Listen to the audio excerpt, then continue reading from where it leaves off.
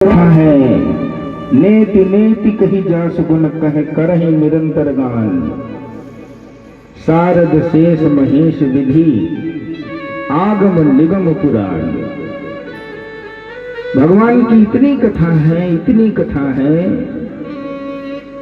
कि माता शारदा शारद शेष 1000 मुख वाला जो शेष नाग है वह भी नहीं कह पाता।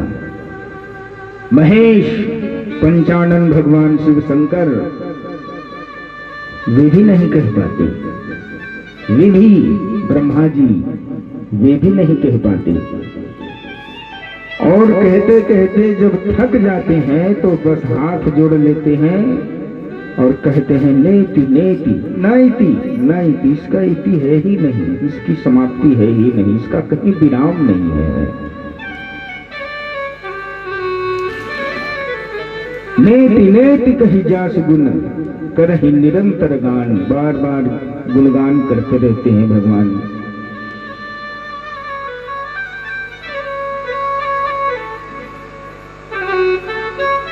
भगवान श्री कृष्ण गीता में कहते हैं मेरा अवतार क्यों होता है इस धरती पर।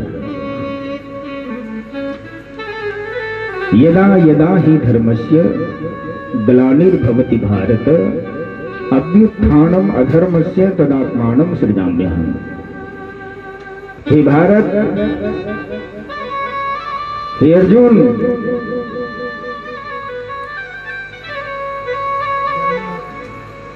जब जब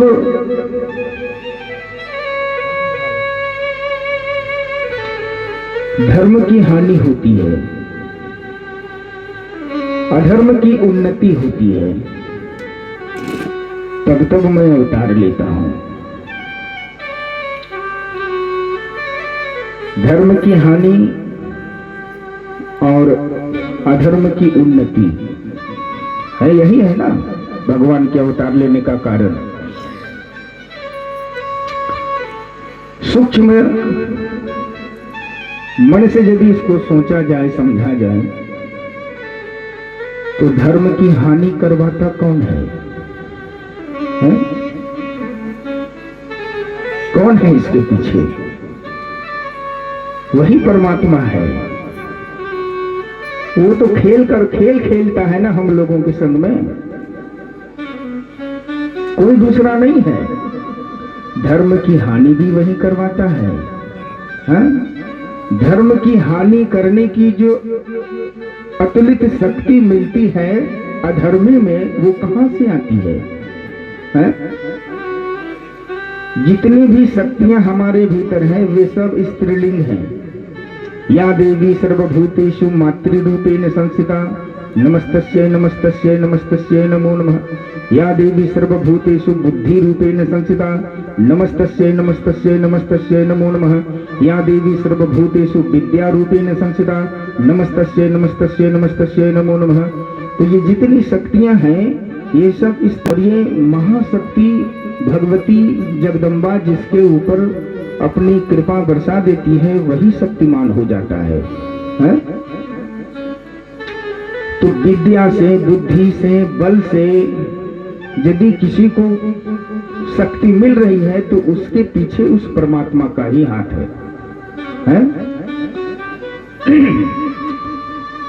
जिसके ऊपर भी वो परमात्मा कृपा कर देता है वही सर्वशक्तिमान हो जाता है। हमारे भारत में जब मुगल आए थे उस समय भारत की जनसंख्या 30 करोड़ थी, है ना? और 1000-2000 मुगल आकर के पूरे भारत को कब्जा कर लिया। वो 1000-2000 को कहां से शक्ति मिली? सब ऊपर वाले ने ही उसको शक्ति दिया कि अब भारत का अधोगति होना है, भारत का अधोगति होना है। भारत विश्व विख्यात था, सोने की चिड़िया कहलाता था। भगवान ने कहा कि अब तुम्हारे आने वाले जो समय है वो ठीक नहीं है, अब तुमको नीचे गिरना होगा, बहुत नीचे गिरना होगा तुमको। और जब नीचे गिरना होगा तो कैसे गिरोगे? उसके लिए हमें शक्तिमान भेजना होगा, महाशक्ति को भेजना होगा। तो वही कभी गजनी गौरी के नाम से आया, कभी औरंगजेब के नाम से आया, कभी बाबर के नाम से आया, जिसके आगे बड़ी बड़ी शक्तियां नतमस्तक हो गई। और धीरे धीरे इस देश को अधोगति की ओर ले गए। ये अधर्म का पराकाष्ठा है, अधर्म की पराकाष्ठा है। अधर्म की उन्नति करनी है भगवान को। बहुत धर्म कर लिया भारत तुमने, अब तुमको अधर्म की ओर ले जाएंगे। जितने मंदिरें हैं सबको तोड़ना शुरू कर दिया, वेद पाठ करना बंद कर दिया, 1-1.5 लाख गुरुकुल चलते थे सबको बंद कर दिया है? भगवान ने कहा कि इन मुगलों से भी कुछ नहीं होना है। ये भी लगता है कि जो मुझे चाहिए वो हो नहीं रहा है, इसलिए अब मुझे और शक्तिमान को भेजना होगा। फिर अंग्रेजों को भेजा। बोले इससे भी काम नहीं चलने वाला है। भारत के संस्कृति को मिटाने के लिए भगवान को भी बहुत कष्ट भोगना पड़ता है, बहुत कष्ट करना पड़ता है, बहुत मेहनत करनी पड़ती है भगवान को, तब जाकर के ये धर्म अधर्म में बदलता है। फिर मुगलों को भेज दिया। मुगलों को भेजने के बाद फिर अंग्रेजों को भेज दिया। ये सब आपस में मिल करके फिर इस देश की अधोगति कराया। एक विद्वान हमसे कह रहे थे कि फूट डालो राज करो, ये किसका नारा है? अंग्रेजों का। लेकिन बोले ये गलत है, ये गलत है। फूट डालो राज करो का जो नारा है, जो मोनोपॉलिसी है, ये अंग्रेजों की नहीं थी। फिर बोले ये सनातनियों की थी। हाँ, अरे तुम किसके साथ फूट डालोगे? किसके साथ हमारा फूट करवाओगे? हिंदू मुसलमान तो अपने पहले से ही फूट डले हुए हैं, दोनों आपस में लड़ मर रहे हैं। तुम क्या फूट डालोगे? फूट तो हमने डाला। बोले मुसलमान आए हैं तो लोहे लोहे को ही काटता है। एक अधर्मी आया, अब दूसरे अधर्म को लाओ। एक अधर्मी आया, अब उसको काटने के लिए दूसरे अधर्मी को लाओ। और विद्वानों ने, जो राजनीति के जानकार थे, उन्होंने अंग्रेजों को लाकर के यहाँ बसाया कि तुम भी यहाँ व्यापार करो। अब तुम दोनों में हम फूट डालेंगे, राज हम करेंगे। तो फूट डालो राज करो की जो नीति है वो तो हिंदुस्तानियों की है, हिंदुओं की है, सनातनियों की है। अंग्रेजों की क्या है? अंग्रेज किससे हमको फूट डलवाएंगे? हम तो खुद मर रहे हैं, हमारी तो अधोगति हो रही है। हमको क्या फूट डलवा करके तुम करोगे? मरे को क्या मारोगे? लेकिन जो राज कर रहा है उसके राज्य की सत्ता को समाप्त करना है तो हमें किसी दूसरे को ला करके उससे उसको लड़वा देना है। तो हम सनातनियों ने फूट डालो राज करो की नीति अपना करके और मुगलों को और अंग्रेजों को आपस में लड़ाया। अब जो भी परिणाम हुआ, परिणाम तो अच्छा होना था, लेकिन हुआ नहीं, थोड़ा सा कसर रह गया तो ऊपर वाले की ही इच्छा है, ऊपर वाले की ही इच्छा है। नहीं तो आज हमारा देश हिंदू राष्ट्र होता, यहाँ किसी संप्रदाय की कोई आवश्यकता ही नहीं थी। लेकिन ऐसा नहीं हुआ, इसके पीछे भी उस ऊपर वाले की ही इच्छा है। अच्छा, भगवान श्री राम मारीच को मारने में समर्थ थे कि नहीं? है? आराम से मार सकते थे, लेकिन राम जी ने अपने बाण के नुकीले भाग को हटा दिया और केवल जो लकड़ी बचता है ना, उससे मारीच को मारा। दिनु फर बाण राम तहि मारा, सत जो जनगा सागर पारा। किसी ने पूछा कि आपने मारीच को जिंदा क्यों छोड़ दिया? बोले उससे भी बहुत काम करवाना है भाई, वो यदि मर जाएगा तो फिर मेरे आने का प्रयोजन ही खत्म हो जाएगा। है? उसी तरह भगवान चाहते तो जितने विधर्मी थे सबको इस देश से निकाला जा चुका होता, लेकिन ऊपर वाले की ऐसी इच्छा रही कि वे नहीं निकले। भविष्य में कुछ और होना हो, भविष्य कौन जानता है। ऊपर वाले को की इच्छा को कौन जानता है। राम अतर के बुद्धि मनमानी, राम क्या करवाते हैं, कैसे करवाते हैं, कोई तर्क नहीं कर सकता है उनके ऊपर। तो यदा यदा ही धर्मस्य ग्लानिर्भवति भारत अभ्युत्थानम अधर्मस्य तदात्मानं सृजाम्यहम्। भगवान जो कुछ भी करते हैं उसके पीछे कुछ न कुछ कारण होता है। तो अधर्म की उन्नति जब होती है तो भगवान का अवतार होता है, और अवतार लेकर के क्या करते हैं, जिन अधर्मियों को उन्होंने शक्ति दी थी वे शक्ति पूरे फिर से वापस लेना शुरू कर देते हैं, और ऐसे ऐसे शक्तिमान भेजते हैं कि फिर वे नष्ट हो जाते हैं। फिर धर्म की उन्नति होती है, धर्म आगे बढ़ता है। अब कुछ ऐसा ही हुआ। त्रेता युग की जब समाप्ति हो गई, द्वापर युग आया, तो द्वापर युग भी पूरा समाप्त होने वाला ही था। कुछ वर्ष ही उसके बचे थे, 1-1500 वर्ष।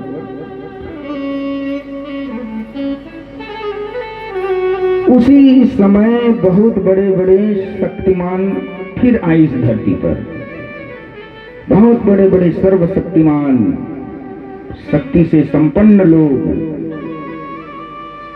हाँ, और उन्होंने आतंक मचाना शुरू कर दिया। कंस है, पूतना है, बकासुर है, अघासुर है, व्योमासुर है, अरिष्टासुर है, इधर दो कंस ने इतने सेना बना लिया है, और दूसरे तरफ इधर महाभारत का भी अब अंत होना है। तो भगवान ने क्या किया, बोले इन सर्वशक्तिमानों को मिटाने की क्षमता सामर्थ्य इस धरती पर किसी को नहीं है। भीष्म पितामह, द्रोणाचार्य और कृपाचार्य, ये जो 3 थे, इनका कोई तोड़ नहीं था, कोई इनको मार ही नहीं सकता था। भीष्म पितामह को इच्छा मृत्यु थी। हाँ, वे चाहते तो मरते और नहीं चाहते तो नहीं मरते। उन्होंने चाहा इसलिए वे मरे, और नहीं चाहते तो नहीं मरते। हाँ, व्यास जी नहीं चाहे तो नहीं मरे। व्यास जी कैसे हैं, सब उनके ही संतान है ना। जितने भी पात्र हैं महाभारत के, भीष्म पितामह को छोड़ करके जितने पात्र हैं, सब व्यास जी के ही अंश हैं। और व्यास जी ने जन्मते हुए देखा, युवान होते हुए देखा, विवाह शादी इत्यादि सभी अपने वंशजों को देखा, और उनका विनाश भी उन्होंने अपनी आंखों से देखा। लेकिन वे भगवान हैं, उनकी पहुंच बहुत दूर तक है, मन स्थिति ठीक है, तो जन्म लेने से भी उनको कोई खुशी नहीं हुई, और युवान होने से भी उनको कोई खुशी नहीं हुई, और मर गया तो भी कोई खुशी नहीं हुई। ऐसे भगवान थोड़ी कहा जाता है किसी को। भगवान भगवान होते हैं, सहजावस्था होती है उनकी। राम जी को वनवास मिलना था तो क्या वे दुखी हो गए? राज्याभिषेक मिलना था तो क्या वे सुखी हो गए? जैसे पहले थे वैसे आज भी हैं। हाँ, तो भगवान भगवान होते हैं, ऐसे उनको कोई भगवान नहीं कहता। वो भीतर में बहुत प्रकार की शक्तियां उनमें विराजमान होती हैं, हम लोगों के परे से बाहर है वो। तो कहने का यह भाव है कि अब महाभारत का भी अंत होना है। महाभारत के जितने पात्र हैं उनका भी अंत होना है। कुछ जन्म ले रहे हैं, जैसे कर्ण है, अर्जुन है, ये सब बड़े बड़े पात्र जो हैं, इनका जन्म भी होना है। और जो पहले से जन्म ले चुके हैं उनकी भी मृत्यु होनी है। तो अब भगवान ने अपना माया का विस्तार किया, और ऐसे ऐसे महापुरुषों को जन्म दिया, ऐसे ऐसे महान शक्तिमान को जन्म दिया कि अब इनका विनाश इनके हाथों ही होना है। वे ज्यादा किसी को मारे नहीं, केवल मरवा दिए दूसरों से। हाँ, श्री कृष्ण ऐसे ही है, हाथ में बांसुरी रखते हैं, उनके पास बस एक ही शस्त्र है, ज्यादा कुछ नहीं समझ में आया तो बस अपना सुदर्शन घुमा दिए। ज्यादा आडंबर करने वाले देवता नहीं है। हाँ हाँ, बस तुरंत जो होना हो सो हो। अब मथुरा के राजा हैं उग्रसेन जी महाराज। है? मथुरा के राजा उग्रसेन जी महाराज हैं। बहुत सुंदर चल रहा है, उनकी राजधानी भी अच्छी है, वे अच्छे धर्मात्मा भी हैं, प्रजा का पालन पुत्रवत करते हैं, किसी प्रकार की कोई कमी मथुरा में वृंदावन में नहीं है, सब अच्छे प्रकार से चल रहा है। लेकिन वही कष्ट है कि कोई संतान नहीं है, कोई पुत्र हो तब ना आगे चलावे वंश को। कोई पुत्र नहीं है, ब्राह्मणों से जाकर के मिले। हाँ देखो, यदि संतान किसी को नहीं हो रही है तो संतान प्राप्ति का उपाय शास्त्र में लिखा हुआ है, उसको करना चाहिए। वो कर लो, उसके बाद निराश होना, पहले वो कर लो। और ये कृत का खर्च आपको यहाँ भी लगेगा। बिना धन का धर्म नहीं होता है। धर्म करने के लिए धन की भी आवश्यकता होती है और तप की भी आवश्यकता होती है। आज हमारे श्रीमान रामेश्वर चौधरी जी धन भी खर्च कर रहे हैं और 7 दिनों से तप भी कर रहे हैं। अब धन आपने खर्च कर दिया और तप नहीं किया तो फिर वो भी नहीं होना है। फिर धन आपका खर्च हुआ तो बेकार में चला गया, कोई उसका फल नहीं मिलना है। इसलिए तप कोई दूसरा नहीं कर देगा, आपको स्वयं करना होगा। धन भले ही कोई दूसरा कर दे खर्च, लेकिन तब तो आपको अपने आप में ही करना होगा, वो कोई दूसरा नहीं कर देगा। आपको भूख लगी है तो कोई दूसरा भोजन कर देगा, खुद आपको भोजन करना होगा। हाँ, तो उग्रसेन जी महाराज अपने राजमहल में ब्राह्मणों को बुलवाया, ज्योतिषियों को बुलवाया। बोले मेरा भाग्य में क्या लिखा है महाराज, अभी तक कोई संतान की प्राप्ति नहीं हुई है। अच्छा, ये भी बड़े भाग्य की बात है, बड़े समझने की बात है कि ब्राह्मण को तभी वह व्यक्ति बुलाता है जब भविष्य में उसका कुछ होने वाला होता है। अच्छा है? दशरथ जी के चतुर्थ पंडित गए, लेकिन कभी भी अपने गुरु वशिष्ठ जी के चरणों में जाकर के नहीं गिरे कि मेरे पुत्र नहीं है, मैं क्या करूं, क्या होगा नहीं होगा, कभी नहीं गिरे। हाँ, लेकिन जब होना था, समय आया तो गुरु जी के पास जाकर के गिरे। बोले मेरे पुत्र नहीं है। बोले धरहु धीर हो यही सुखचारी, अब तुम्हारे पुत्र प्राप्ति का समय आ गया है राजा, चिंता न करो, 4 बेटे होंगे तुम्हारे। तो समय जब आता है तभी वो किसी गुरु ब्राह्मण के चरणों में मनुष्य गिरता है, नहीं तो वो गिरेगा ही नहीं, क्योंकि उसके भाग्य में है ही नहीं, उसकी मानसिकता बनेगी नहीं, उसका योग बनेगा ही नहीं ब्राह्मण के पास जाने का। शूरसेन जी महाराज के पास में भी यही हुआ, चौथापन उनका भी बीत रहा है, लेकिन कोई संतान नहीं है। तब ब्राह्मणों को बुलवाया, ज्योतिषियों को बुलवाया। बोले मेरे भाग्य में क्या लिखा है, थोड़ा देख दीजिए, और कहां से गड़बड़ी है वह भी देख दीजिए, कैसे ठीक होगा वह भी देख दीजिए। बोले अच्छा ठीक है। अब सब ज्योतिषी आकर के बैठ गए लाइन से। बोले देखिए, अब नाम गोत्र के अनुसार सब कुंडली देखा गया। कुंडली देखने के बाद समस्त ब्राह्मणों ने एक दूसरे का मुंह देखना शुरू कर दिया। अब कोई किसी को कुछ बताता ही नहीं है। अब उसमें जो लिखा है कोई किसी को कुछ बताने को तैयार नहीं है। महाराज को दुख लग जाएगा, कष्ट हो जाएगा, क्या करें।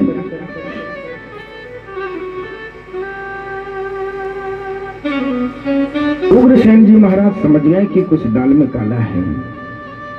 उन्होंने कहा कि आप आश्वस्त रहिए, जो मेरे भाग्य में होना हो से तो होगा ही। लेकिन आप लोगों की जो कुंडली बताती है वो हमें स्पष्ट रूप से कह दीजिए। तो उसमें से जो बड़े जानकार ब्राह्मण थे उन्होंने कहा कि अब बात ऐसी है कि आपके भाग्य में पुत्र सुख नहीं है, लेकिन कर्म मनुष्य को करना चाहिए।